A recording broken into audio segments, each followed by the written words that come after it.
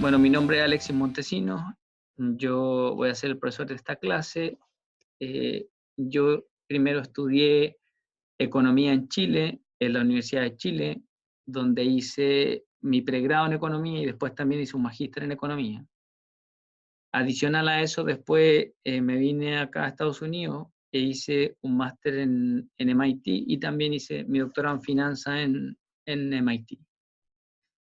Y ahora soy actualmente profesor de la Universidad de Suffolk, aquí en Boston, y también soy profesor adjunto en la Universidad Adolfo Ibáñez en Chile. Entonces, especialmente en los inicios me dediqué harto a la macro, trabajé como asesor macro también en el gobierno de Chile, y después me dediqué un poco más a la finanza y mezclé finalmente macrofinanza, que es un poco lo que hago hoy en día. Así que, dado eso, y dado que acá en la escuela lo que más enseño son cursos de finanza, estoy súper emocionado de volver a enseñar macro, que es lo que enseñé siempre antes de venirme al doctorado.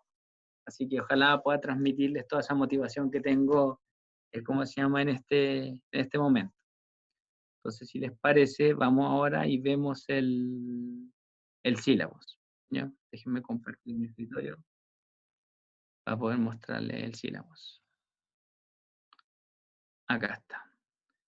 Entonces, este sílabus es la versión final que tengo del sílabus, que la subí hoy día como a las 10 de la mañana, 11 de la mañana, o sea, 1 de Chile, y tiene algunos pequeños cambios desde el que ustedes pudieron ver que fue subido cuando ustedes fueron postular al curso. ¿Ya? Entonces vamos viendo acá un poco cuál es el objetivo de esta clase para que puedan estar bien enfocados en términos de qué es lo que se espera de ustedes y qué es lo que también espero yo poder transmitirles a través de esta clase. Entonces, si ustedes se dan cuenta, el principal objetivo de este curso es entregarles las herramientas básicas de los modelos de Real Business Cycles o estos modelos RBC. Esa es como la idea básica de esto. Para hacer eso, sin embargo, necesitamos una serie de herramientas que vamos a ir desarrollando clase a clase para que finalmente al término del curso ustedes sean capaces de reconocer un modelo RBC, de poder formularlo y de poder resolverlo. Y sobre todo resolverlo quizás de una de las formas más simples, que es usando el toolbox de LaTeX, o sea, el toolbox de MATLAB, que se llama Dynar, ¿ok? Que es súper ameno, tiene una interfase súper buena y eso nos va a ayudar un poco. Ok, entonces, vamos viendo. ¿Cuáles son los datos generales? Bueno, las clases serán de este tipo, online en tiempo real, de tal manera que ustedes pueden interactuar conmigo haciéndome preguntas o lo que necesiten. Y el curso va a constar de 11 clases virtuales, ¿ok? De 1 hora y media cada uno. Entonces vamos a acumular un total de 16.5 horas de clase en total, ¿ok? Esto debería ser desde hoy, el 17 de enero, hasta el 28 de marzo, pero existe una posibilidad de que me pueda extender en un par de semanas porque a veces pasa que justo un jueves sale alguna conferencia y tengo que viajar y por lo tanto ese jueves voy a tener que correr la clase una semana y con eso voy a correr la clase al final una semana más, dependiendo de si es que no podemos, por ejemplo, ajustar otro horario donde lo podamos hacer toda la semana. Los jueves a veces es el día que, entre comillas, tengo más tiempo para realizar este tipo de cosas, pero sin embargo salen siempre conferencias o cosas a las que hay que atender de forma mandatoria. ¿Okay? El horario ustedes ya lo saben. Y bueno, ¿cuáles son los objetivos? Los objetivos son dos básicamente, que entiendan lo que son los modelos RBC y más generalmente lo que es un modelo dinámico de equilibrio general estocástico y que sepan cómo formularlo y resolverlo. Ya al menos el más básico. Entonces al final de este curso debería ser cómodo para ustedes tomar el modelo básico, formular las ecuaciones, derivar las condiciones de primer orden, formular todo el sistema y resolverlo, y obtener los impulsos respuesta, y todas estas cosas como que uno lee los papers, que a veces cuando uno los ve son como súper entretenidos, pero uno dice, chuta, que suena súper difícil hacerlo, ¿ya? Y en ese punto me gustaría detenerme un segundo y decirles cuál es la idea de fondo de esta clase, que es un poco la idea de fondo del libro que ocupamos en esta clase, que es el libro que hicimos con Hamilton. Y es que cuando uno empieza a estudiar macro, ¿ya? Y va en su pregrado en macro, que le debe pasar a ustedes también en Perú y también los chilenos, porque yo fui profesor en Chile, por lo tanto sé exactamente cuál es el background que tienen. Uno ve una macro, ¿cierto? Que es como básica. Después ve una macro que se llama macro intermedia, que es un poquito más dinámica, tiene algo más de ecuaciones y un poco menos de intuición. Y después se pasa a lo que se conoce como macro avanzada, que en realidad es la macro intermedia, pero levemente más compleja. Y lamentablemente, después de eso, cuando uno quiere pasar a la macro realmente avanzada y moderna, hay un salto que es gigantesco en términos de herramientas, lo que genera un gran problema. Entonces pasa que mucha gente que viene a hacer el doctorado, por ejemplo, acá a Estados Unidos, compañeros que yo tuve en MIT o amigos de otras universidades, le encanta la macro. Llegan a su primer curso de macro y quieren hacer investigación en macro. Y ven estos modelos 10G y dicen, yo quiero hacer investigación en 10G. Y cuando lo empiezan a formular, a leer y todo, se dan cuenta que el primer libro que viene desde el macro intermedia al 10G es tan complejo, asume tantos conocimientos matemáticos, tanto en álgebra lineal como en optimización o en simulaciones numéricas, en cálculo numérico, que la gente se detiene y dice, no, yo me voy a cambiar de área, y se van a otra cosa. Entonces, la idea de fondo de este curso, más allá de los objetivos que están escritos en este programa, es que sea un puente entre esta macro intermedia y el primer libro de macro, qué sé yo, avanzada. Entonces, lo que voy a tratar de hacer, salvo esta clase, en esta clase voy a ir un poco más mostrándole cuál es como la historia un poco y cuál es de alguna forma la filosofía de Real Business Cycles, es que voy a derivar ecuaciones las siguientes, las voy a derivar paso por paso, les voy a mostrar cómo se va de una a la otra, cómo la interrelaciono, cómo se resuelven, de modo que puedan llenar idealmente ese vacío que existe entre esta macro intermedia y la macro que viene después, que es la macro 10G, que es súper avanzada. ¿Ok? Ok. Vamos entonces a ver cuáles son las evaluaciones, antes de empezar con los puntos del programa y ya de una ir a la clase. El curso va a tener 3 problem sets, ¿ok? Los cuales pueden ser resueltos, de hecho deberán ser resueltos, en grupos de 3 personas. ¿Ya? Entonces van a ser asignados en grupos de 3 y van a tener que hacer los problem sets, ¿ok? Y además van a tener 2 exámenes, un parcial y un final, cuyas fechas están en el programa. El parcial no se mueve y el final pueda que dependiendo de las conferencias a las que tengo que viajar, eventualmente movamos el final, qué sé yo, una semana, 2, algo así. Entonces, la nota final, ¿cómo se calcula? Se calcula como el 30% vale el problem set, el 30% es el examen parcial y el 40% va a ser el examen final. ¿Ok?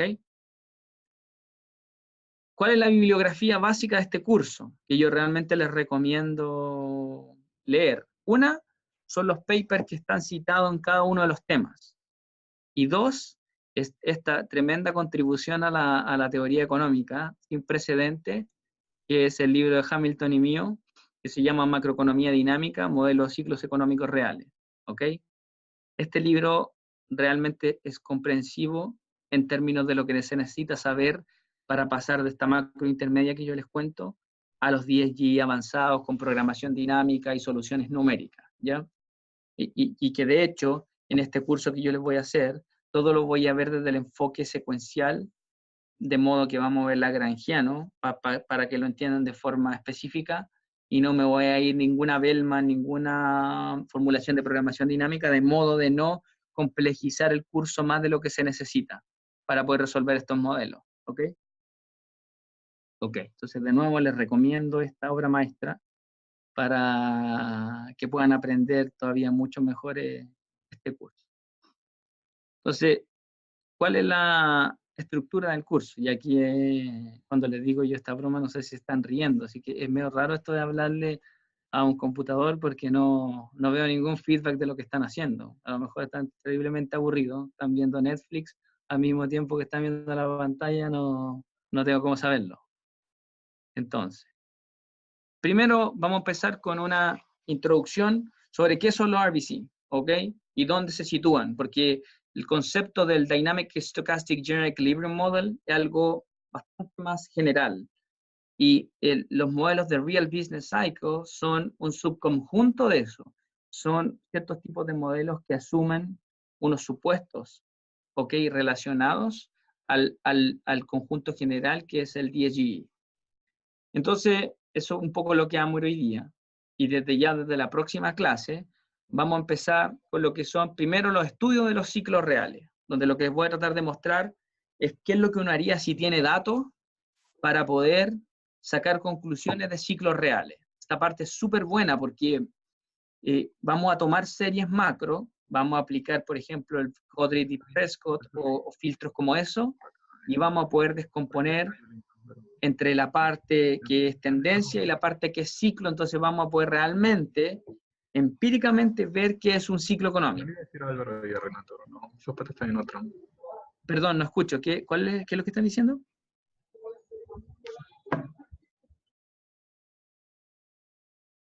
¿Hay alguien que está hablando? No puedo escuchar. Bueno, no, parece que era una interferencia extraterrestre. Ya, a ver. Entonces veamos ahora. En la 2, ustedes se dan cuenta aquí, marketeándome todo lo que se puede, porque todas las citaciones están en mi libro, con el de Hamilton. Y bueno, después de eso vamos a ir a los modelos. Y aquí ya la parte donde empezamos a disfrutar el curso, pero inmesurablemente, porque vamos a ir aquí Lanny Prescott y Lonnie Plosser y les voy a enseñar paso por paso cuáles son los modelos básicos de esto, cómo se resuelven, cuáles son las condiciones de primer orden y después cómo lo llevamos al computador. Y finalmente, un poco para no darles tanto la lata con ir punto por punto, lo que voy a hacer es que vamos a ir soltando supuestos. Entonces, en el primer caso, claramente tengo que empezar con el modelo más básico, RBC, de modo que sea sencillo poder resolverlo analíticamente en el computador y también enseñarle cuáles son los dos métodos más importantes que existen para resolver este tipo de modelos, que son el método de Blanchard y Kahn y que son el método de coeficientes indeterminados. ¿Ok? Y después entonces, como les comento, lo que vamos a ir haciendo, vamos a ir soltando supuestos. Entonces vamos a tener un modelo donde el trabajo es importante, que es el modelo Campbell. Después vamos a tener modelos que sueltan otros supuestos, como los shocks a la inversión. Y finalmente vamos a finalizar con el capítulo 6, que ya es el modelo de Greenwood et al., que es del 88.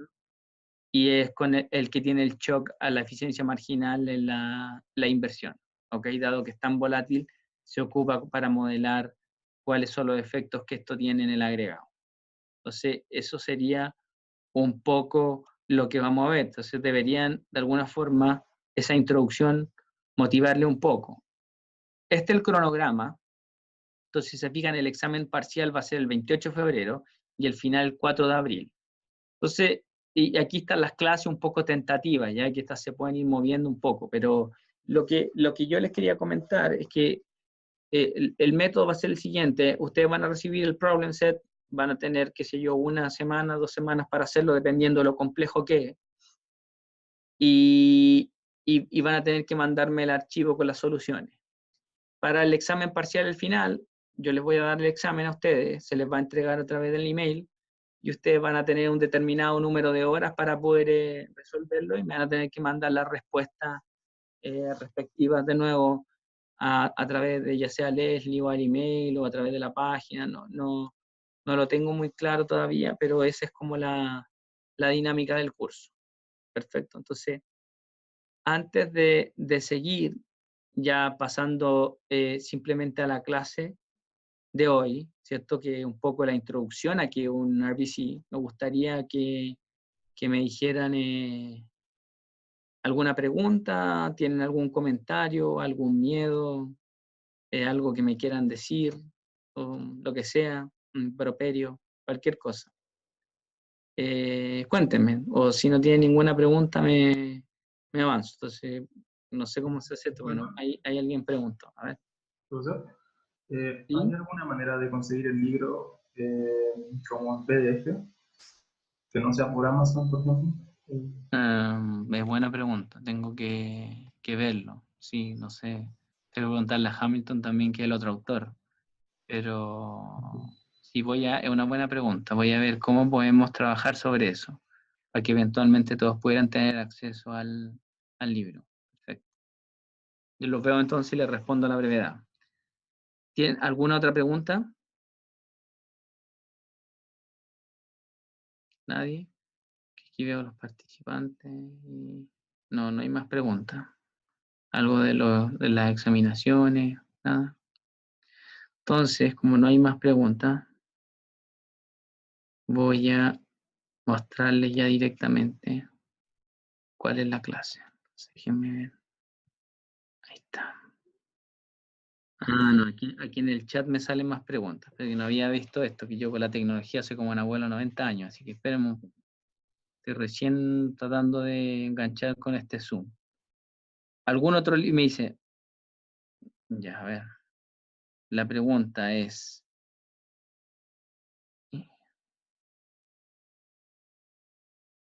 ¿algún otro libro de referencia? La primera dice si existe, si les puedo proporcionar el libro, déjenme ver cómo lo podemos hacer para que todos tengan acceso a él. Dice, ¿algún otro libro de referencia para el curso? Y es bastante triste la respuesta, pero no conozco ninguno. Sí, el problema es que los macroeconomistas vivimos con este problema día a día, que es que te pasas del libro intermedio a un libro súper avanzado. Entonces, si tengo muchas referencias de RBC, claramente, pero el problema es que las referencias de RBC que tengo se saltan todos los pasos intermedios. Entonces ya te formulan el primer problema desde cómo se llama, programación dinámica o una Bellman. Entonces la idea es que no tengamos que hacer eso. ¿Ya? Sí, y la última pregunta que sale acá dice es si los grupos van a ser designados, si Leslie va a encargar de conformar los grupos y se les va a informar a ustedes, decía Gabriela. Y también y pregunta, ¿las filminas no las puede enviar? Las filminas, me imagino, son las diapositivas, ¿cierto? Que a veces hay algunas palabras que no son tan comunes para mí, entonces sí, van a estar disponibles siempre antes de la clase en Canvas. Ustedes deberían, o sea, en este momento, ustedes deberían ser capaces de descargarlas ya, clase por clase. En este momento subí la primera clase, pero las clases que siguen siempre van a tener el PDF. Eh, ¿Algún libro para familiarse con los conceptos y definiciones de métodos numéricos aplicados a la macro? Sí, hay algunos libros que te pueden familiarizar, pero yo para todos este tipo de referencias esperaría una semana más para ver cómo vamos, porque yo creo que el curso es lo suficientemente exhaustivo para que no necesiten tanto más. Porque lo que no me gustaría que pasara es que se frustren y se pierdan en cosas que son innecesariamente complejas. ¿Ok? La otra pregunta es si las clases son grabadas. Sí, son grabadas las clases, por lo tanto ustedes después van a tener acceso a, después de que me photoshopen, si me vea más delgado y más buen mozo, sí van a tener acceso a las clases, pero después de los retoques. Eh, sí, las clases son subidas en video, esa es la otra pregunta. Ya, perfecto, entonces, ¿no hay más preguntas en el chat? ¿No? Ya, entonces ahora vamos de lleno a cuál es la introducción de esto para que ya después de la próxima clase podamos empezar a resolver todos los modelos que nos van a servir para simular cosas. Y ahí hay una cosa que me gustaría caracterizar de modo de motivarlos, porque quizás ustedes en este momento, y sobre todo con esta clase, van a decir, no sé si está tan entretenido la materia, pero créanme que hay algo muy útil y es saber modelar estos modelos. O sea, existen dos vertientes. La gente que usa estos modelos solo para su diversión personal, donde yo a veces también me encuentro, cierto que formulo ecuaciones que son complejas, las resuelvo, a nadie le importan más que a mí. Pero también existe para el que quiere meter las manos en cosas reales, en las simulaciones en las cuales, por ejemplo, quieres ver cómo te va a ir una inversión, quieres ver cómo se modela la macro en tu país en el agregado, estás en un banco central y es importante para ti ver cómo le va a pegar un shock a la inversión, un shock a la productividad, qué sé yo, a distintas cosas que se te puedan ocurrir. Después de este curso, todo eso para ti sería factible. Entonces, desde que si tú quieres ser el director de tu empresa y por lo tanto te importa cómo va la macro en el agregado, esto te va a servir mucho, hasta si quieres irte a un doctorado después y ser un académico y enseñar macro teórica, también te va a servir mucho. ¿Ok? Es decir, si tu plan en los negocios, esto te va a servir porque te va a dar un big picture de cómo funciona la macro en el agregado cuando está en equilibrio general. Y si por otra parte tu objetivo de vida es después seguir estudiando afuera, esto te va a ayudar infinitamente para tu primer curso de macro en el doctorado. Porque el primer curso macro de un doctorado va directo y se salta, créeme, 500.000 pasos en todo lo importante que había que saber antes de llegar ahí. ¿Ok? Ok. Ya, entonces, vamos a la clase. Dice, esta es la clase 1, la voy a agrandar. Ahí está. Perfecto. Entonces, lo primero, bueno, ya les mencioné la bibliografía y este es el outline un poquito de lo que pretendo hacer en esta hora que nos queda, pero es un poco para darle el big picture de cómo el modelo RPC, ¿ok? Entonces, como antes de empezar con esto, un poco, les voy a mostrar mi pizarrita ahí, ¿ya? Y lo que les quiero decir es que finalmente, como para que lo entiendan de fondo, lo que estamos pensando es que en el agregado, ¿cierto? Sobre todo si se sienten cómodos con macro, uno dice que uno tiene una función, ¿cierto? Que depende del capital y del trabajo, ¿claro? Y ahí lo que uno hace en la versión habitual es que tiene un A, que es lo que llama la productividad total de factores, y eso lo multiplica por capital, normalmente, qué sé yo, a la alfa, y por el trabajo a la 1 menos alfa. Entonces uno utiliza una Cobb-Douglas y dice, esta es la formulación que yo considero es la correcta en el agregado. ¿Ok? ¿Pueden ver lo que está ahí? No sé si la luz molesta un poco. Lo importante es que eso lo vamos viendo, si no después puedo cambiar de sala para las otras clases. La gracia de lo que vamos a ver va a estar 90% de los casos en esta formulación. Entonces, si ustedes se recuerdan, no sé si lo vieron, me imagino que sí en sus pregrados, el modelo Solow tradicional utiliza una función Cobb-Douglas como esta, que tiene productividad, capital y trabajo, y donde la proporción del capital en el agregado es alfa y del trabajo es 1 menos alfa, ¿cierto? 1 menos alfa. Denme un segundo. Leslie, ¿sí?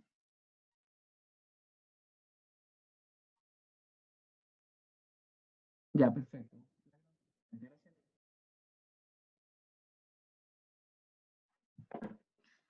Claro, ¿qué hice? Mira aquí, acá siempre tengo que tener la asesoría de Leslie, porque si la pizarra no se veía muy bien, se veía muy pequeña. Ahora ya, ¿ven la pizarra más grande, no? Ahora sí, ya, perfecto. Entonces, tienen aquí la Cobb-Douglas tradicional, alfa, k elevado a alfa, a, k elevado a alfa, l elevado a 1 menos alfa.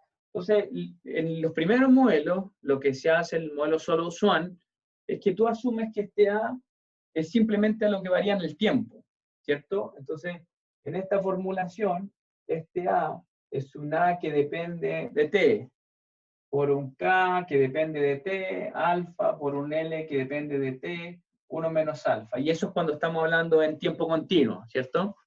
En tiempo discreto sería una representación bastante similar.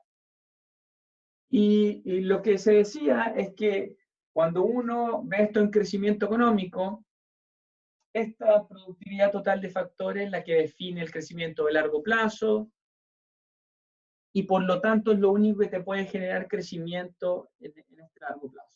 Ok. Entonces, ¿dónde va a estar antes de que empecemos a mostrarle los puntos, las críticas y todo? La gran parte de esto va a radicar todo aquí. ¿Ok? ¿Por qué? Porque finalmente en el paper original de Time to Build and Aggregate Fluctuations, que es el paper de Kirtland y Prescott, que son los que introducen un poco los modelos RBC, lo que te muestran es que este A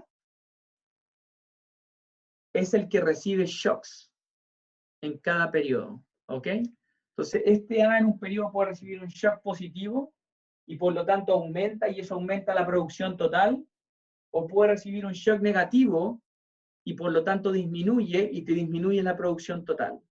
Entonces, por eso esto se va a llamar Real Business Cycles o modelos de ciclos económicos reales. ¿Real por qué? Porque todo el ciclo está generado por variables que no son monetarias, sino variables que son reales en términos de productividad, producción. Justo en la productividad total de factores, que es la única variable que asumimos hasta el día de hoy que genera crecimiento de largo plazo, ¿cierto?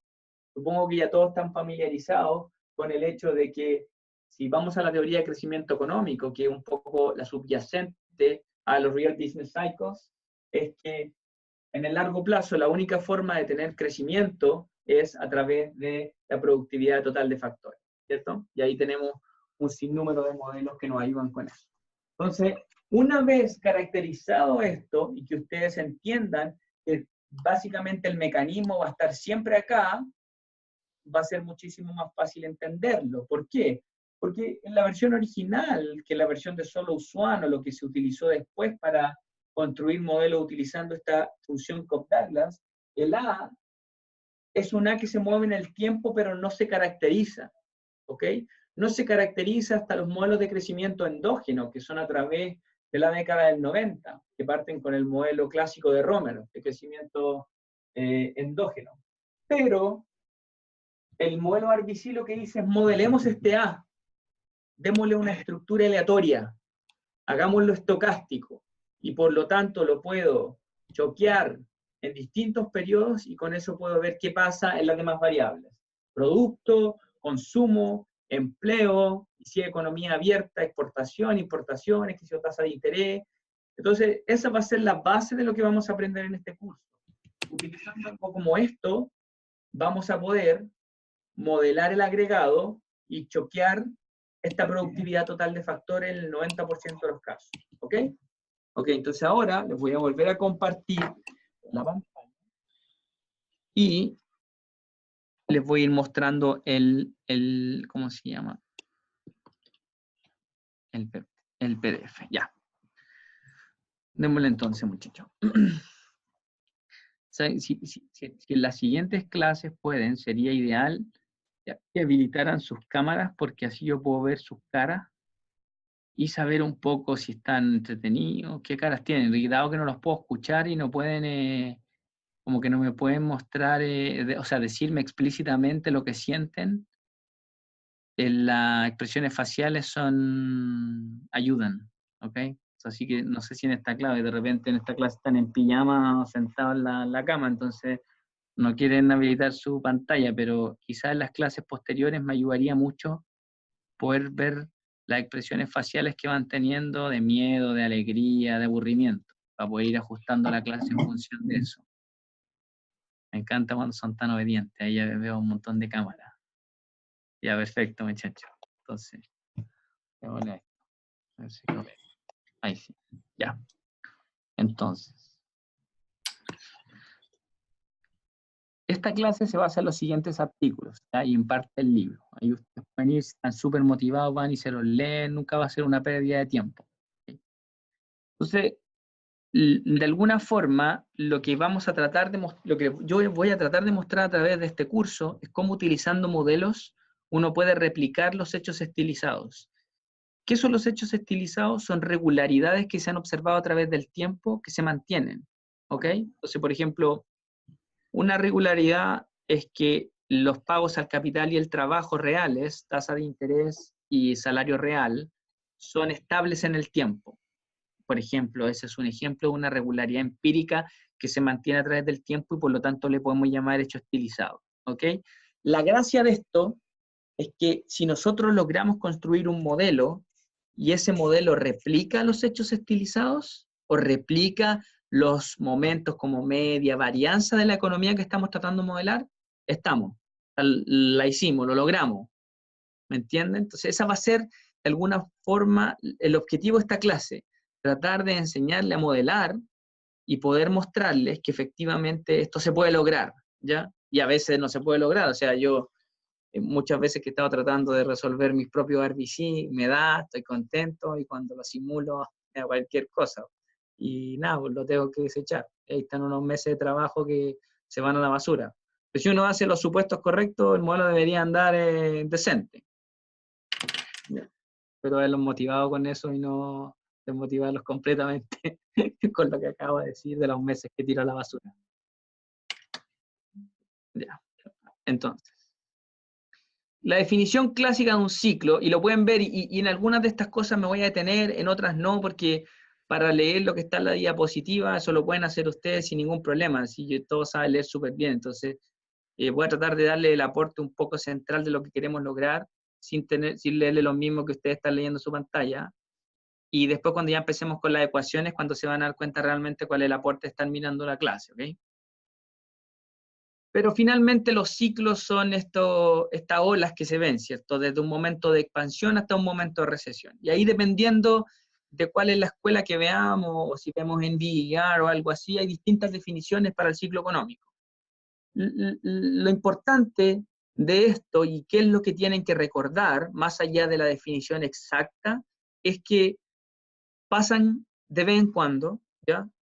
O sea, es decir, pasan y siguen pasando, pero lo más importante de ellos es que no son periódicos, donde periodicidad se toma desde, ¿cierto?, la teoría del sonido, y lo que estamos tomando son este tipo, lo que tenemos de fondo en mente, análisis espectral, y estamos pensando en olas, ¿cierto?, en olas de coseno y seno. Eso no existe para la economía ni para las finanzas. O sea, no hay forma de decir, mira, los ciclos pasan cada 5 años y duran 10 años. Sería fantástico, ¿no? Pero no existe. Bueno, no sé si sería tan fantástico porque estaríamos todos despedidos, pero al menos, porque al menos esto nos da trabajo el hecho de que no sea tan exacto. Si olvidan que dije sería fantástico. Entonces, eso es lo único que quiero que recuerden, muchachos, que es, no son predecibles. Por lo tanto, nuestro objetivo nunca va a ser encontrar una teoría que nos diga, sí, mira, los ciclos pasan cada 10 años y duran 5 años, y listo, y nos ganamos un premio Nobel. No, lo que nosotros vamos a tratar de hacer es explicar qué es lo que pasa en un ciclo y cómo eso nos puede aportar para lo que nosotros hacemos, independiente si estamos en un negocio, en lo que sea, ya. O sea, cuando yo hacía clases de macro en la universidad, me acuerdo que desde las primeras clases los alumnos lo que sentían era qué frustrante estos modelos, pues son súper teóricos, no sirven de nada. Y después se daban cuenta con las clases que venían, que independiente si tú tienes una empresa o si esto es teoría, te va a servir igual, muchísimo. ¿Ok? Ok. Entonces, el aporte que da Lucas en el 77, junto a lo que yo le acabo de decir, es que los ciclos económicos tienen en general las mismas propiedades. ¿Ok? Ok. Y Bernanke, Abel y Bernanke en el 2001, de alguna forma ponen un seminal, y lo que hacen es decir, mira, veamos un poquito cuáles son los hechos que observamos en los ciclos económicos de Estados Unidos, y con ellos de repente podemos hacer teoría. Y antes de mostrarles el cuadro de Abel y Bernanke, lo que les quiero mostrar es qué es lo que se considera cuando uno mira un ciclo, ¿ya? Entonces, lo que uno considera es la varianza, variabilidad. Entonces uno dice, mira, ¿cómo son volátiles las variables que yo estoy observando en la práctica? Entonces, finalmente yo digo, ¿qué me interesa? El producto, ¿cierto? El GDP, o PBI, o, ¿cómo le decimos en Chile? PIB, en la inversión, el capital, las exportaciones netas, todo lo que quiera, todo lo que ustedes se puedan imaginar en el agregado. Yo tomo una serie, le aplico un filtro, le saco el componente cíclico y la tendencia, y al ciclo le computo estadístico, ¿ya? Básicamente es eso, y lo vamos a hacer con detalle para que todos entiendan exactamente lo que estamos hablando. Por lo tanto, si su background no es tan fuerte en algunos casos, no se asusten por esta clase, ¿ya? Porque vamos a ir paso a paso en cada clase, de modo de que todo esto en algún momento sea súper familiar para todos. Entonces, lo que uno quiere es saber qué tan volátiles son las cosas. ¿Por qué es importante saber qué tan volátiles son las cosas? Y aquí me gustaría obviamente decir a algún alumno qué es lo que creen, dado que no me pueden decir, voy a tener que contestar solo. ¿Por qué es importante? Porque hago teoría con eso, ¿me entienden? O sea, cuando yo veo los hechos utilizados, si veo que la variable X es más volátil que la Y, y esa variable importante en el agregado, bueno, probablemente esa variable es la que me hace el canal de transmisión de cuando pasa algo malo, ¿ya? Y a la vez, cuando yo desarrollo un modelo en el que pongo esa variable y en mi modelo compute las series que son simuladas y le compute esto estadístico, si me da que logré replicar esa variabilidad, check, súper bien. ¿Me entienden? Ahí están con los modelos que no son como los míos, que replican todo mal. Entonces ahí estarían, pero felices en términos de lo que quieren hacer. Y después de eso uno dice, ya, pero ¿me interesa solo eso? No, yo no solo quiero saber qué tan riesgosa es la economía en algún sentido, sino lo que yo quiero saber es quién mueve a quién, ¿ya? En qué dirección van. Entonces, por ejemplo, quizás si yo tengo un negocio, o yo quiero hacer un negocio y para mí me interesa el real estate, ¿ok? Entonces lo que yo quiero hacer es comprar propiedades y arrendarlas. Entonces a mí me interesaría saber cuando potencialmente venga una crisis, cómo se va a afectar mi sector, ¿cierto? Dado que tengo mi dinero metido ahí, yo quisiera saber cómo la macro le va a pegar. Bueno, entonces algo que particularmente me interesaría es saber cuál es la correlación que existe entre el producto y mi sector inmobiliario. Si yo logro determinar eso y logro hacer un buen modelo que me lo prediga, puedo dar buena respuesta a mi negocio. Puedo decir, mira, ¿me entienden que de alguna forma el objetivo de esto es más que decir qué es lo que nos va a pasar? Porque si yo digo qué nos va a pasar y nos quedamos ahí y veo cómo se destruye por el cómo movimiento mi negocio, no sirve de nada. Lo que me permite esto ir un paso después y mezclarlo, por ejemplo, con la teoría financiera y hacer un hedge. Porque si yo sé que esto pasa en el agregado, entonces puedo tomar ciertos instrumentos que son derivados o ya sea los subyacentes y me puedo cubrir sobre estos riesgos. Esa es la gracia de saber todo esto, que esto conectado con un curso de finanzas bueno, como los que está haciendo Hamilton, ahí le paso el comercial a Hamilton gratuitamente, puede ser realmente muy poderoso en cualquier sector, ¿ok? Entonces eso es la correlación. Y ahí, ya esto es como la definición del libro, si mi variable con el PIB da positivo, bueno, procíclico, ¿cierto? Para que entendamos el lenguaje, si no pasa nada, cíclico, y si es negativo, es contracíclico, ¿ya? Y ahí ustedes pueden ver qué es lo que pasa. Y la última de esto serían las persistencias que tienen las series en sí mismas y con otras. Entonces, en el primer caso, yo lo típico que hago es veo qué tan persistente es cada ciclo. Entonces yo digo, mira, ¿cómo se relaciona el producto con el producto el trimestre anterior? O 2 trimestres atrás, o 3 trimestres atrás. Entonces con eso, yo lo que puedo determinar, nuevamente, si tengo un buen modelo, lo que hace un banco central, por ejemplo, cuando baja la tasa de interés, lo que está determinando es qué tan persistente me hace el shock a mi economía. Es decir, si el producto cae hoy día, ¿eso lo condiciona con una gran probabilidad que caiga mañana, a que caiga pasado? ¿O ya en 2 trimestres ya estamos fuera porque no es tan persistente? Y porque esto también va a ser súper importante, muchachos, y es porque al final de todo, cuando ustedes ya estén viendo la matrix de esto, es decir, cuando vean el bosque y no solo los árboles, ustedes se van a sentar en el computador y van a ser capaces de programar esto, el modelo que ustedes quieran, ¿cierto? Al menos de los básicos que vamos a ver. Y ahí van a tener parámetros que ustedes van a tener que decidir para que el modelo corra. Y esos parámetros van a ser, por ejemplo, estas persistencias. Entonces, junto con el análisis de datos que yo les voy a mostrar, van a poder hacer la calibración y van a poder resolver estos modelos. Entonces, al final, esta cuestión es realmente el nirvana, estar como en el paraíso real cuando uno ya llega a ese nivel. O sea, no hay nada que lo supere salvo cuando llega a la casa y tu hijo te dice, no, hola papá, o algo así. O sea, eso es mejor todavía, pero esto se acerca.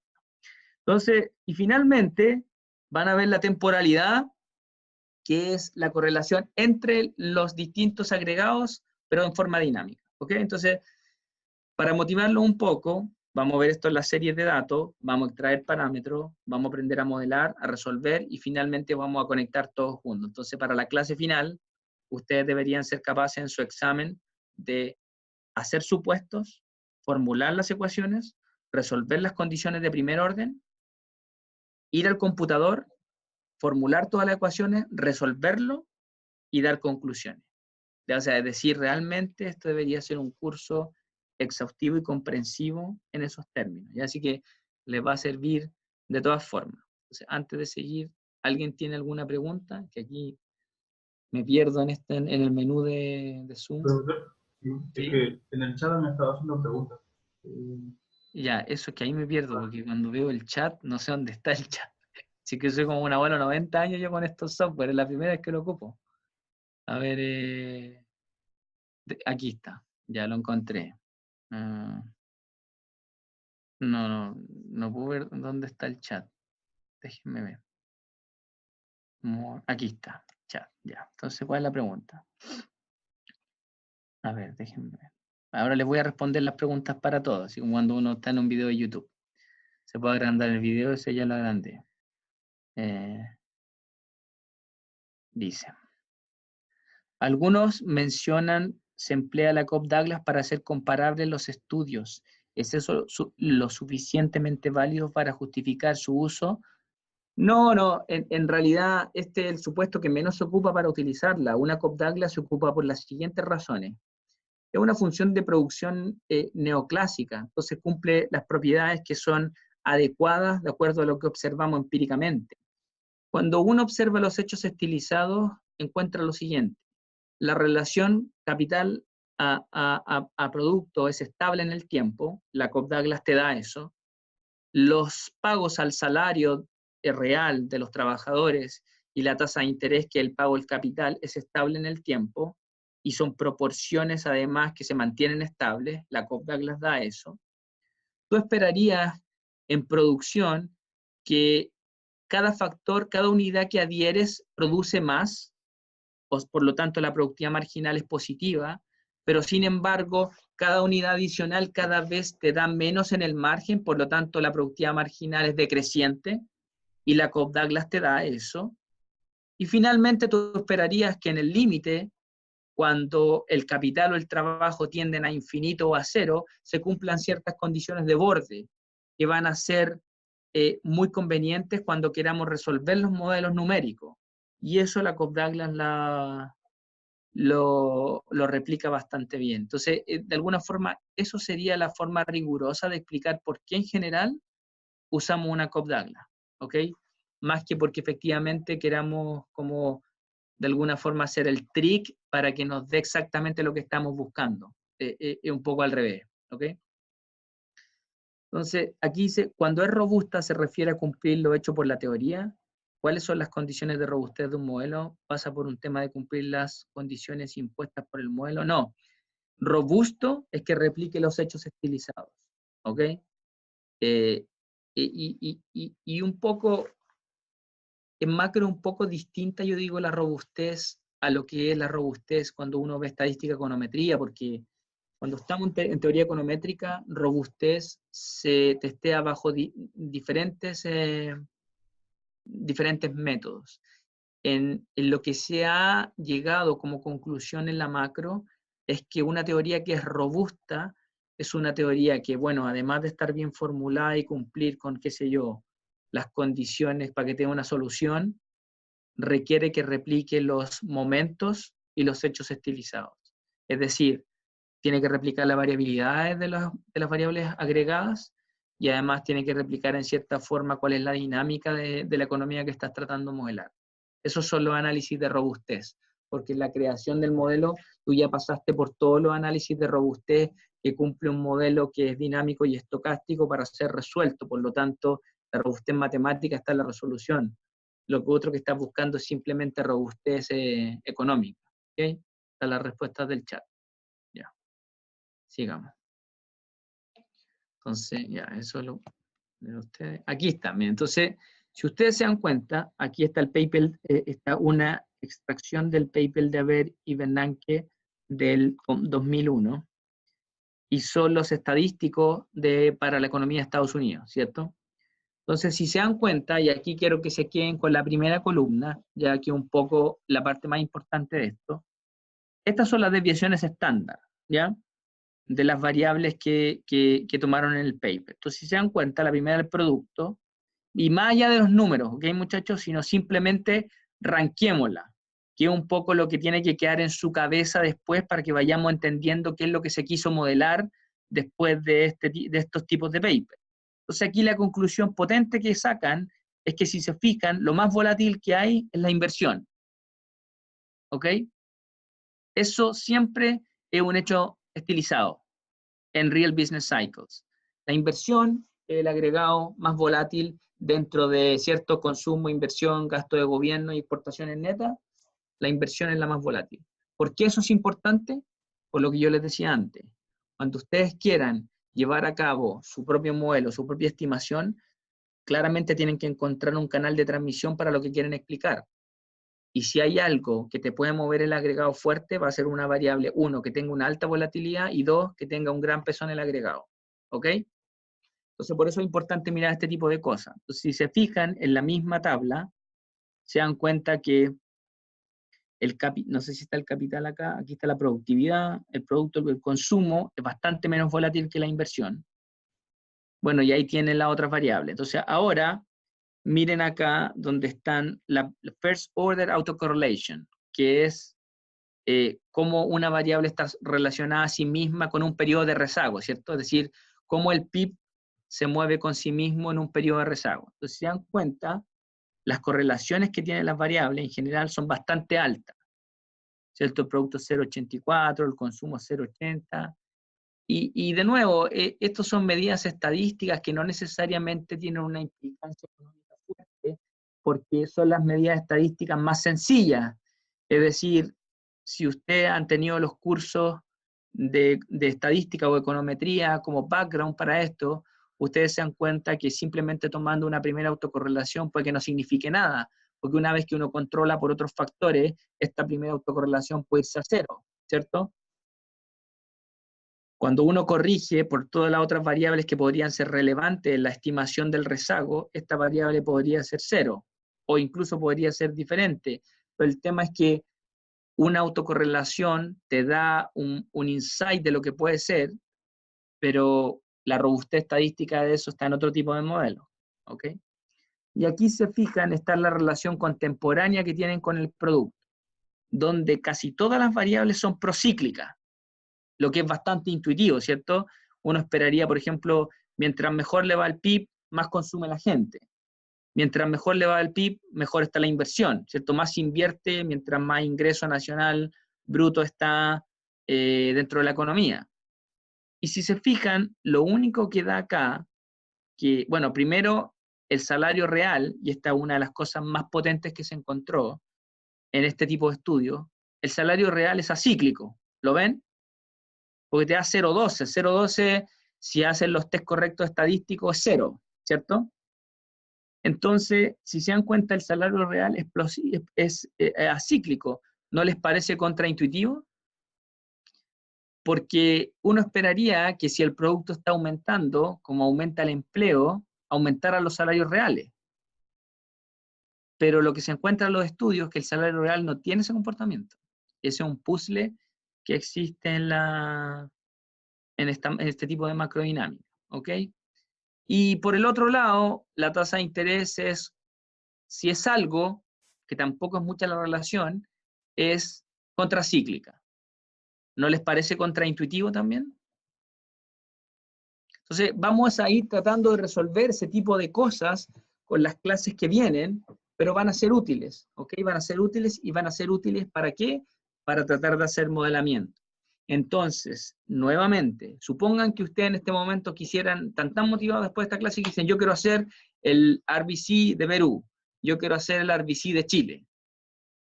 Bueno, entonces lo primero que tienen que hacer es hacer un trabajo como este que hace Bernanke y Abel, que es tomar las series, que es lo que vamos a hacer desde la próxima clase, y encontrar cómo se mueve su economía que quieren modelar, y después entonces vamos a ver si podemos replicar esos momentos. ¿Ok? Ok, sigamos. A ver qué hay acá. Entonces, esto también, de alguna forma, es lo que yo le había tratado de comentar. Si se fijan, King y Revelo en el 2000, tomando un poquito el argumento de Bernanke y Appel, se dan cuenta que la alta volatilidad de la inversión no deja duda la afirmación de Keynes. ¿Se acuerdan de Keynes, de los animal spirits? Bueno, esto un poco te lo está caracterizando la extremadamente grande volatilidad que tiene la inversión. Entonces, claramente la inversión es un mecanismo súper relevante para explicar el agregado, ¿cierto? Y esto ya si lo ven RBC, si lo ven Neo-Keynesian, como ustedes quieran, va a ser siempre un mecanismo de transmisión extremadamente relevante, ¿sí? Y entonces, lo otro que ustedes pueden ver acá, y algo que me salté que también era importante, aquí hay una alta correlación entre el producto y el empleo, aquí, 0,88. ¿Lo ven? Ya. ¿Por qué es importante? Porque entonces el empleo va a ser algo fundamental para explicar los ciclos económicos, ¿ya? Entonces, lo que quiero que entiendan, subyacente a esto, muchachos, para que se metan en el lóbulo frontal de su cerebro, para que después, cuando quieran modelar por ahí donde uno parte, es, a la economía le pega un shock, ¿ya? Generalmente, si estamos bajo la teoría RBC, le va a pegar a este A que yo les mostré en mi pizarra. Y después de ese A, yo como investigador tengo que decir a qué le creo, por dónde se va este shock. Porque se dan cuenta que cuando le pega al A, lo que hace es que en la primera vuelta el único que se mueve es el producto, ¿cierto? El GDP. Entonces ahí yo me tengo que buscar una historia por dónde me quiero ir. Si yo creo que los animal spirits es lo más importante, entonces después el canal de transmisión va a ser la inversión. Si creo que lo que hacen realmente las firmas es el canal estándar RBC, el tradicional que fue de su inicio, y es que las firmas lo que hacen ajustan las horas de trabajo, me voy a ir por el empleo. Si creo que lo que la economía hace es que deja de exportar, entonces me voy a ir por las exportaciones netas. Pero la cosa es que el trasfondo de esto es, le pegamos a la A, el producto cae, y de ahí busco, de acuerdo a mis datos, a lo que yo quiero o a lo que yo creo, cuál es el canal de transmisión de esto. ¿Ok? Y ahí va a importar un montón lo que yo les he mostrado. Ya. Entonces, de alguna forma, ¿cuáles son los preliminares de esto? Antes estaba, bueno, la síntesis neoclásica, es un poquito de historia solamente para culturizarlo en economía. Y después llega Luca, ¿cierto? Robert Luca, el premio Nobel, y dice, mira, acá hay varios problemas que existen en esta economía clásica, y él forma lo que se llama la nueva economía clásica, que es que incorpora expectativas racionales, y donde lo que es muy famoso es lo que se llama la crítica de Luca, ¿cierto? Y es que los parámetros cambiaban con las decisiones de los policy makers. Por lo tanto, cuando tú hacías evaluaciones en modelos que no estaban microfundados, esas evaluaciones tenían sesgos que eran gigantescos. ¿Por qué? Porque los parámetros no dependían de nada, pero los parámetros en la realidad dependen de las decisiones que se toman dentro de la economía. Perfecto, entonces con eso, y le agregamos este shock que yo les digo a la productividad total de factores, nos metemos de lleno en estos modelos RBC. ¿Okay? Ok. Y ahí está los seminales. ¿Ya? Y esto, o sea, si tienen algún tiempo, más allá, y ahí, espérate, que llegó un chat, veamos con la pregunta, antes de seguir. Dice, ¿podría explicar cómo va la dirección del shock inicial del producto y la otra variable? No, antes. Hay más preguntas.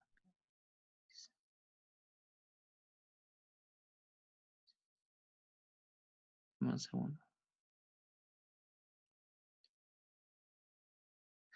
Primero, ¿hasta qué momento sería ideal que replique? Bueno, primer y segundo momento ya es suficiente. ¿Sí? El tercer momento ya, en algunos modelos financieros, el tercer momento, cuarto momento van a ser relevantes, pero para el agregado en general, primer y segundo momento ya es bastante. Ya, y después dice, ¿podría explicar? Gabriela dice, ¿podría explicar cómo va la dirección del shock inicial al producto de las otras variables? Puedo explicar si es que me caso con algún modelo, porque recuerden que dependiendo del modelo que yo quiera, las transmisiones van a ser completamente diferentes. Entonces, les voy a dar un ejemplo de cómo esto se puede transmitir, pero pueden haber muchísimas explicaciones porque de realizar esta economía. Pero supongamos un modelo tradicional. Yo lo que hago es que le pega un shock a la productividad total de factores, TA. Eso disminuye el producto.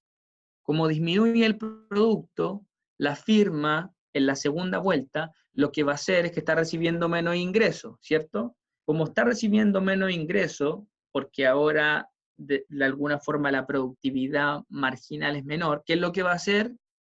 Va a ajustar el empleo. Y lo que va a hacer es que va a reducir en la versión clásica las horas de trabajo, ¿ok? Que no es lo mismo que contratar menos gente. Y aquí va a ser un punto muy interesante porque les voy a mostrar un poco en esta clase que la teoría inicial de esto lo que decía es ajustemos las horas, pero después tú te das cuenta que ajustar las horas es complejo. Tú lo que realmente se hace es que el trabajo es indivisible y es o lo despides o lo dejas, ¿cierto? Tuvo un trabajador que trabaja 45 horas a la semana, no, cuando viene un shock no le dice y ahora trabaja 30, ¿cierto? Eso puede pasar en muy pocos lugares del mundo donde los mercados laborales son hiperflexibles, pero en la mayor cantidad de los casos tú o lo despides o lo dejas, ¿cierto? El trabajo es indivisible. Entonces vamos a hablar un poco de eso después, pero bueno, el shock viene, bajas el empleo, baja la producción, como bajaste el empleo y baja la producción, en ese caso el salario real, que va a ser procíclico, va a bajar los niveles de consumo. Entonces, en la tercera vuelta baja el consumo porque baja el ingreso y esta como propensión marginal a consumir que existe tanto desde el modelo de Keynes como está microfundada en cualquiera de los modelos dinámicos, va a hacer que el consumo sea menor. Eso nuevamente baja el producto. Las empresas, al percibir menos ingresos, modifican sus decisiones de inversión y bajan la inversión y así sigue hasta la convergencia al nuevo equilibrio. ¿Okay? Ese es uno de los típicos canales de cómo se transmite un shock dentro de la economía, ¿ya? Pero es porque estoy ocupando un modelo en particular en mi mente, ¿ya? Ok. Dice, ¿la variable que sufrirá el shock siempre será AT? No. En el 90% de los modelos RBC, sí. Pero hay modelos RBC en los que además de poner el shock en AT, lo pongo en una variable que se llama la eficiencia marginal de la inversión. Hay otros que lo pongo en el gasto de gobierno. Hay otros que los pongo en el mercado laboral. O sea, va a depender muchísimo de lo que quieres modelar. Sin embargo, la base que va a tener los modelos RBC es que el shock que sea que quieres modelar siempre va a tener que ir a una variable real. Y ahí está la diferencia grande con los modelos neo-keynesianos, donde los shocks van a variables nominales, por ejemplo, como el dinero. Acá nunca vamos a tener eso, ¿ok? O en general. Ya. Ahí están respondidos los shocks. ¿Cuáles son los seminales? Y aquí yo lo que les digo es que si ustedes tienen un tiempo, sería ideal que miraran estos trabajos, ¿ya? Porque vale la pena. Entonces, el primero es Hodry de Prescott, el paper clásico del 80, que lo que hace es que utiliza el filtro HP, que es el filtro de Hodry de Prescott, para separar tendencia de ciclo y te da un montón de conclusiones de cómo son los ciclos económicos, ¿no? Muy interesante, vale la pena leerlo en los ratos libres, muy recomendable. Después, en el 82, y este es el modelo que pegó el bombazo en la economía, ¿cierto? Kirtland y Prescott, que es el paper famoso de econométrica que se llama Time to Build and Aggregate Fluctuations, que lo que hace es que por primera vez toma un modelo de crecimiento económico y le pone este choque a la productividad. ¿Ok? Entonces, este AT se transforma en un parámetro aleatorio que tiene una distribución de probabilidad y que lo puedes choquear y todo lo demás. Entonces, este Kirtland y Prescott del 82 es el paper seminal, es el paper del que nace esta rama de Real Business Cycles. Y después Long y Plosser en el 83, con el paper Real Business Cycle, le dan el nombre, por primera vez lo llaman ciclos económicos reales, y nuevamente lo que le da un shock a la productividad como el principal factor que causa fluctuaciones. Entonces, lo que yo les contaba Después viene Hansen en el 85 y dice, no, pero mira, acá estamos tomando un supuesto que es muy fuerte, que es, ¿qué pasa con que el trabajo en realidad es indivisible? O sea, nosotros no, en la vida real no le bajamos a una persona de 5 a 10 horas o pasa de 10 a 12 o de 12 a 13,55, ¿me entienden? Sino lo que hacemos es que o lo contratamos o lo despedimos. Entonces va uno a uno. Y él lo que hace, Hansen, es que al mercado laboral le da una restricción adicional que es que el trabajo es indivisible. O sea, o tú trabajas N horas o trabajas 0. Y con eso logra replicar de una mejor manera lo que no podía encontrarse hasta ese entonces en los modelos RBC, que era una alta volatilidad del empleo. Porque en los modelos RBC estándar el empleo es poco volátil, lo que no se observa empíricamente. ¿Ok? Después viene este modelo de Greenwood et al., que lo que muestra es lo que les voy a mostrar en las clases finales, que es cómo la inversión o un shock a la inversión puede generar otros mecanismos distintos de explicación de la transmisión de las crisis en la economía. Después, bueno, Cooley y Hansen lo que hacen es que ven la importancia de los impuestos. ¿Ok?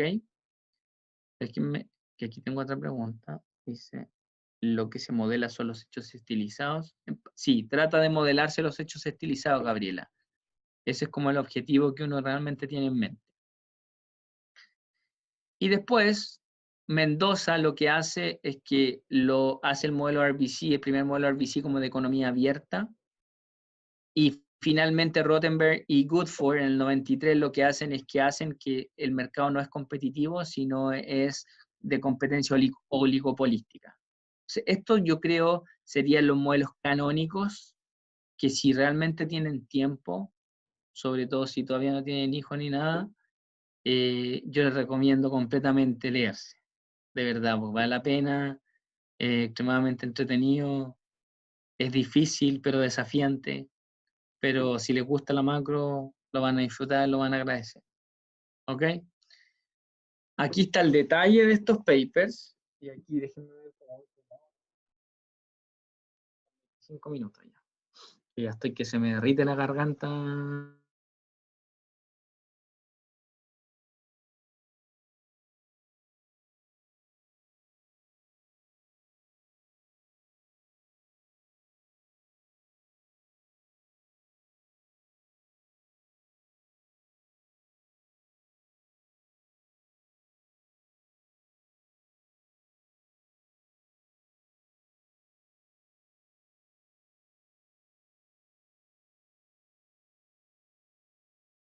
Y yo, como les dije, no les voy a repetir lo mismo que está, sino simplemente voy a hacer los puntos de por qué es importante. ¿Ya? Bueno, ¿cuáles son las principales características? Y esto es lo que tiene que estar en su cerebro nuevamente, el lóbulo frontal, porque esto, si lo olvidan, va a ser difícil que aprendan a modelarlo. Y más que sean las características de un RBC, son las características de todos los modelos modernos de macro. ¿Ya? Todos los modelos modernos de macro tienen esto. ¿Qué es lo primero? Un agente representativo. Es decir, tú a través de un agente puedes agregar todas las decisiones de consumo porque tú encuentras un agente que representa todas las preferencias del agregado.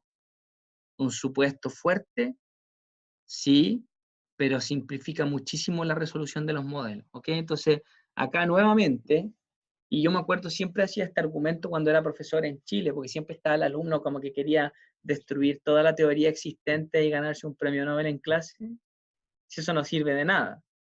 Lo que uno tiene que hacer es acá decir, ¿qué tengo? ¿Qué es lo que quiero modelar?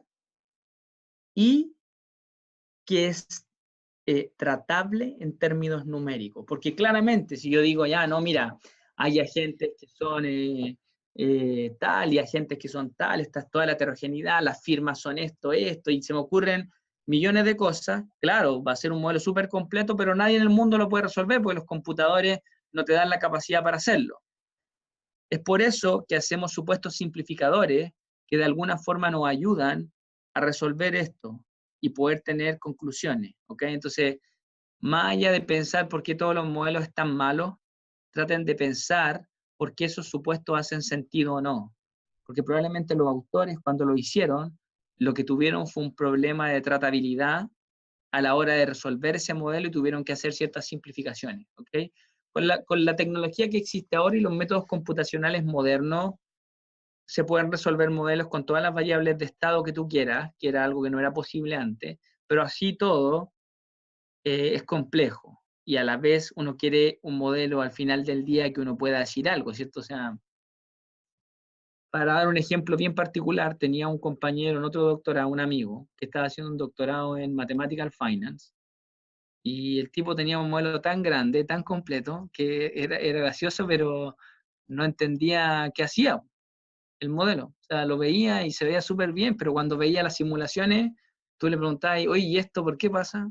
Que no sé, porque eran tantos canales de transmisión entre tanta heterogeneidad de sectores que no te podía decir nada porque no te das cuenta que te pierden, no tiene idea qué es lo que está moviendo qué, pues son tantas cosas que no tenía sentido. Entonces, hay que tratar de ser lo más sencillo posible cuando uno está modelando. ¿Okay? Entonces, hacerse famoso a la crítica mala, mejor ver por qué esto sí tiene sentido y tratar de mejorarlo. ¿Okay?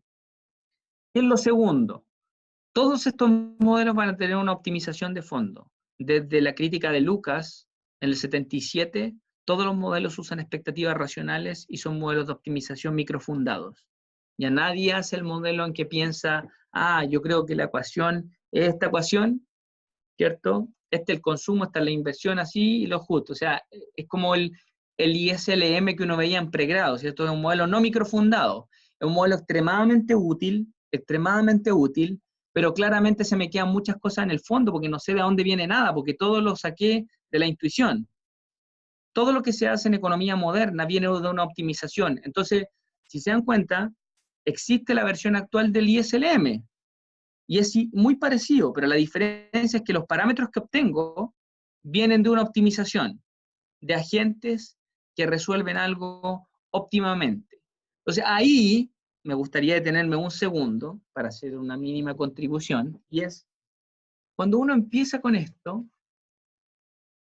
sobre todo si este es su primer curso en algo como tan formal, uno dice, pero ¿será bueno este supuesto? O sea, ¿todos los agentes optimizan? Cuando yo decido mis decisiones de consumo, resuelvo un lagrangiano, para ir al supermercado, por ejemplo, me siento esa mañana, tomo un lagrangiano, un papel, resuelvo, optimizo cuántos kilos de pan voy a comprar, cuántos kilos de queso, jamón, y cuántas horas voy a trabajar, y después lo meto en el computador, lo resuelvo y voy, ¿cierto? ¿Eso hace sentido o no?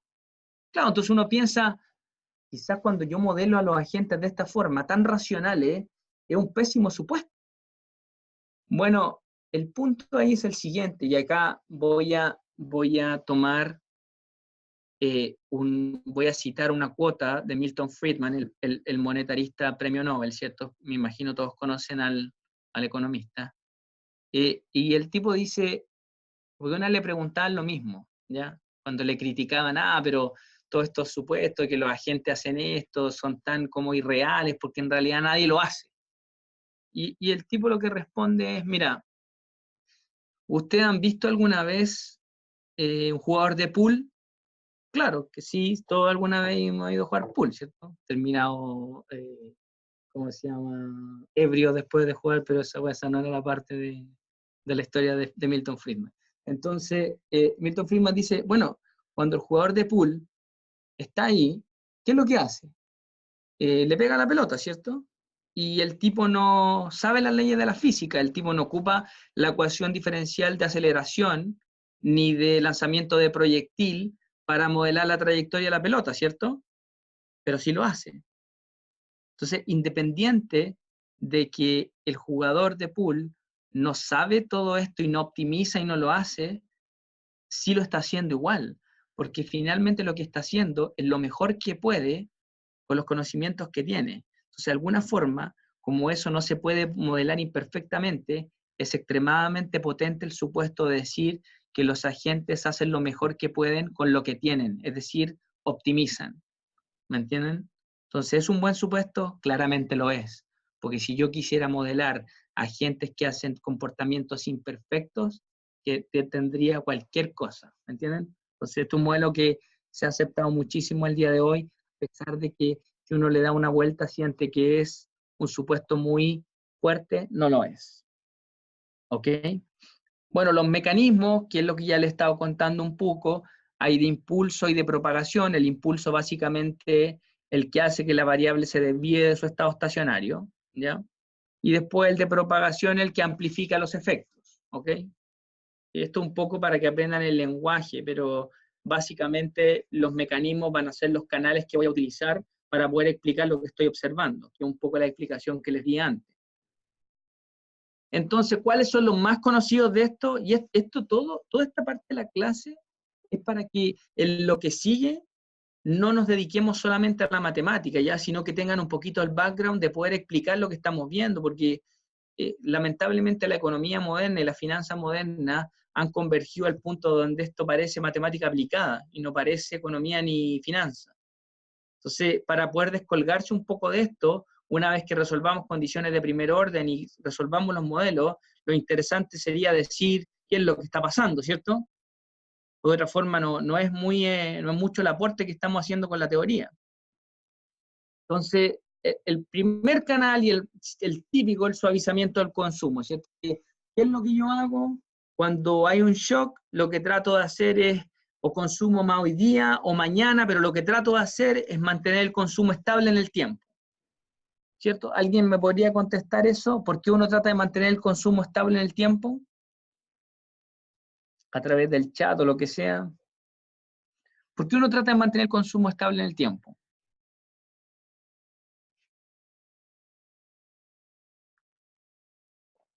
A ver si alguien escribe. Ahí está. A ver, aquí hay una respuesta. Veamos. 2 respuestas. Están tremendamente motivados. Para poder consumir en todo momento, porque es racional y guarda pan para mayo. Ya, la segunda me gustó harto. Nunca había escuchado esa frase. ¿Por qué uno quiere suavizar?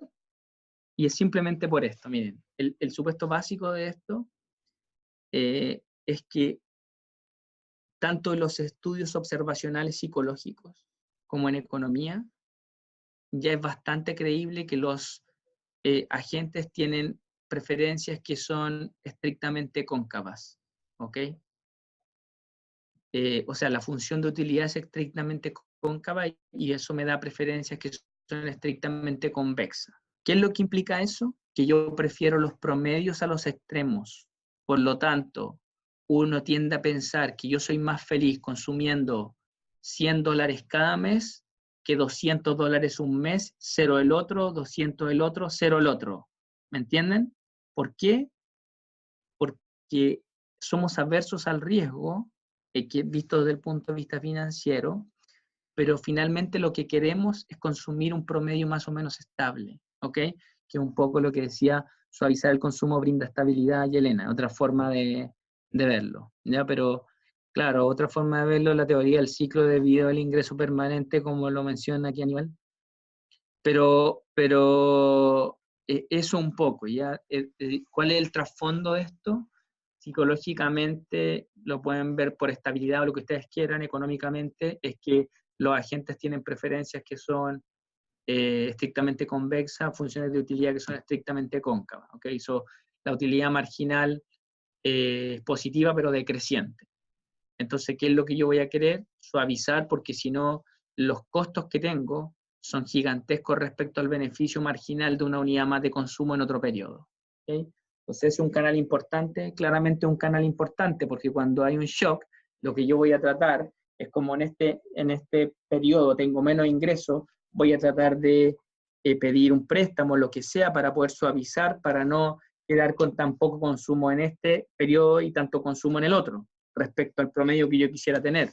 Si eso se puede hacer o no, depende de las fricciones financieras que existen, pero el supuesto de fondo, todos quisiéramos en teoría hacer eso. O sea, cuando yo tengo poco ingreso, quisiera pedir un préstamo para poder consumir más. Otra cosa es que no me lo den, pero en teoría uno quisiera hacer eso, ¿cierto?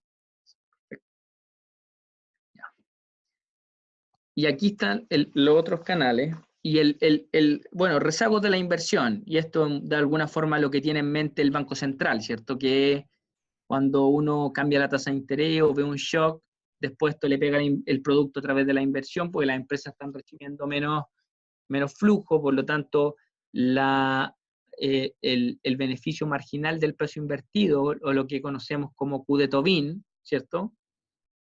Te da menos, entonces tienes que bajar la inversión.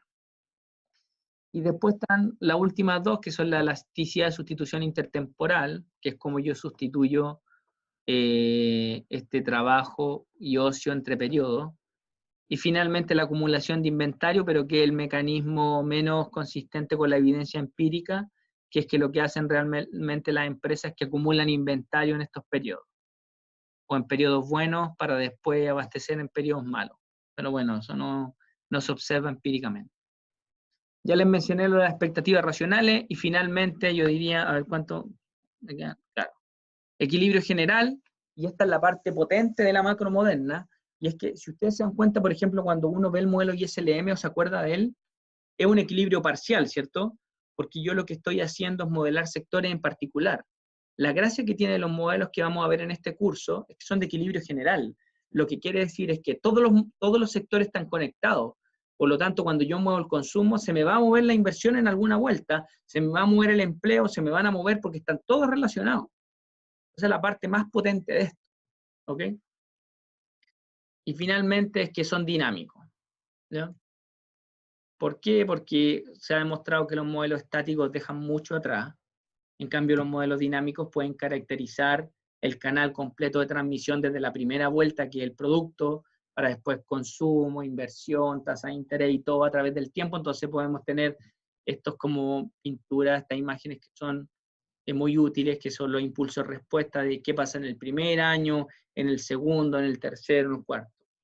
O que incluso es más importante que eso, por ejemplo, dar respuesta a una pregunta tan relevante como cuánto tiempo toma desde que el Banco Central baja la tasa de interés hasta que efectivamente eso aumenta la inversión, ¿cierto? Ustedes saben que el Banco Central hace política monetaria bajando la tasa de interés. Entonces, cuando baja, y esto viene del paper de Poole, que te muestra que la tasa de interés es un mejor instrumento para manejar la política monetaria que el dinero, dado que el dinero es muy volátil. Cuando pasa esto, el Banco Central lo que se pregunta es, si hoy día yo bajo la tasa en 100 puntos base, ¿cuándo esto le pega a la inversión? ¿En un trimestre? ¿En 2? ¿En un año? ¿En 2? Bueno, eso se puede ver resolviendo estos modelos que tenemos acá.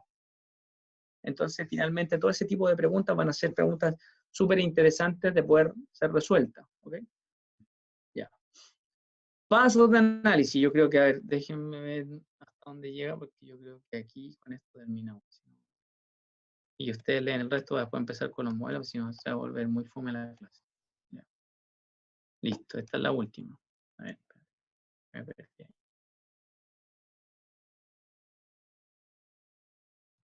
Ahí está.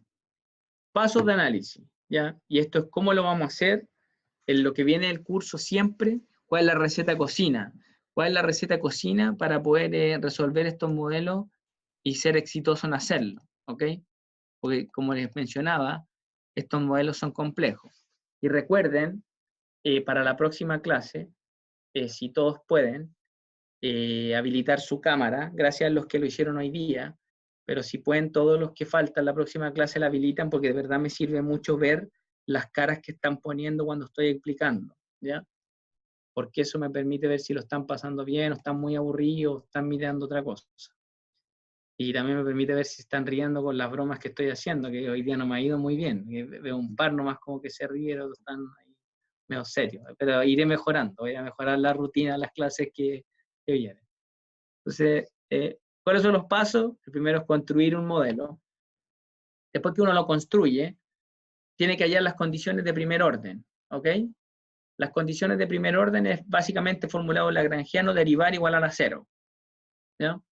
Y ver cuáles son las condiciones de equilibrio del mercado y cómo se comporta el shock que yo voy a manejar en este tipo de modelo.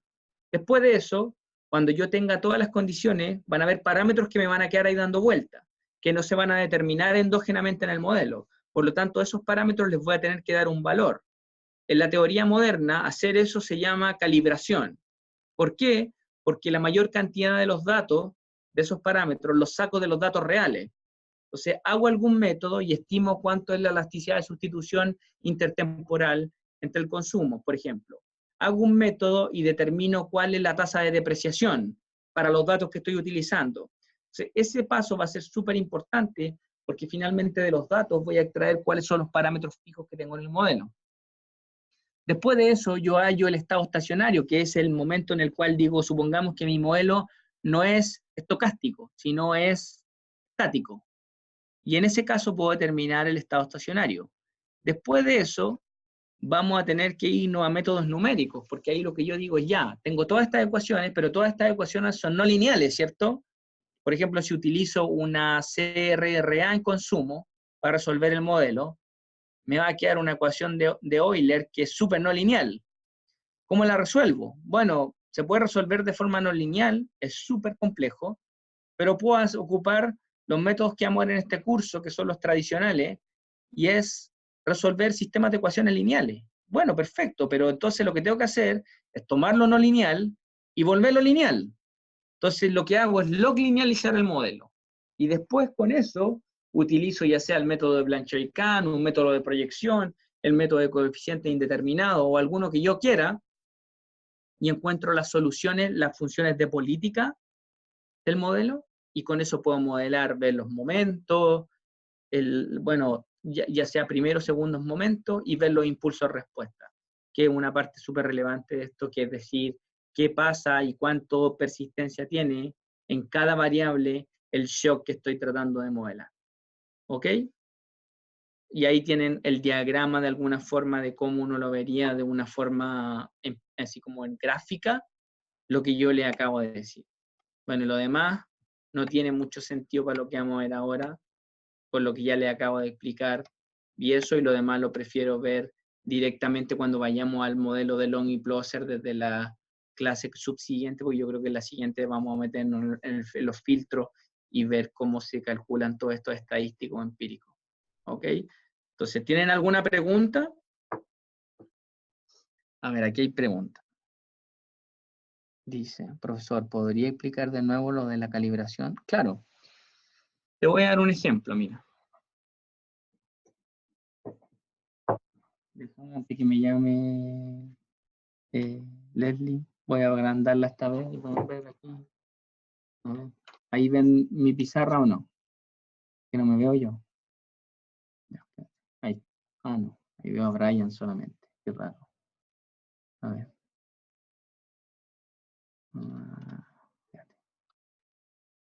Ahí está. Ahora sí me veo. Entonces, sí, te lo voy a explicar con un detalle y con esto ya podemos cerrar la clase.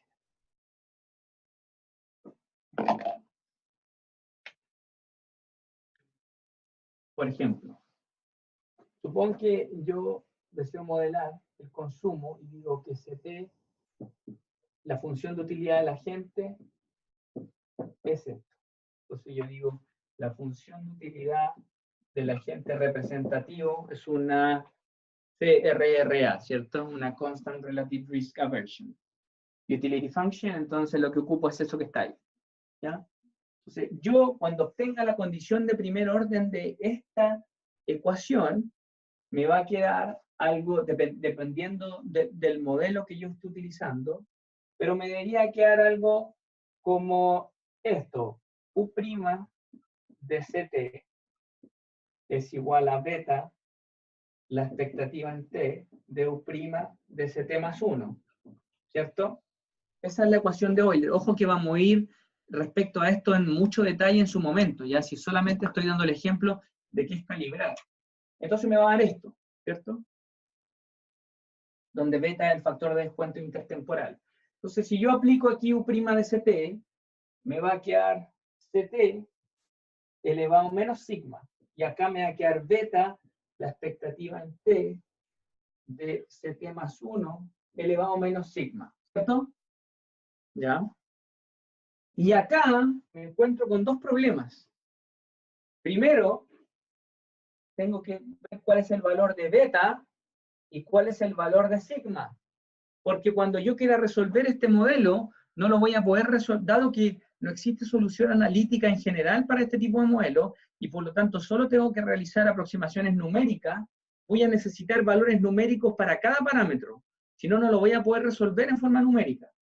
Entonces, si eso es así, yo lo que voy a hacer es, ¿de qué forma en los datos puedo linkear esta ecuación para determinar beta?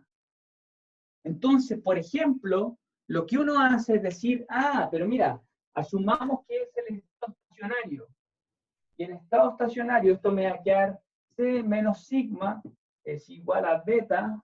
Bueno, aquí me faltaba un 1 más R. Ahí sí.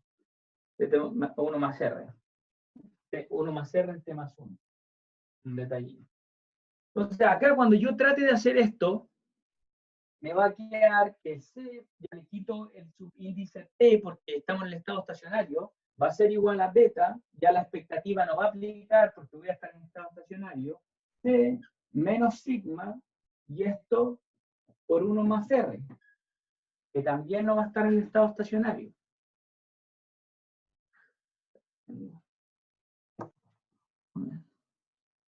¿Cuáles son las preguntas? No pueden ver la pizarra. ¿Se ve bien la pizarra? Sí se ve. Bueno, disculpen muchachos, bueno, la próxima clase voy a tratar de conseguir un lugar con menos luz arriba. Pero la gracia de lo que tengo acá es que si ustedes se fijan, se va a cancelar eso. Entonces me va a quedar que 1 partido por beta menos 1 es igual a R. O beta es igual a 1 partido por R.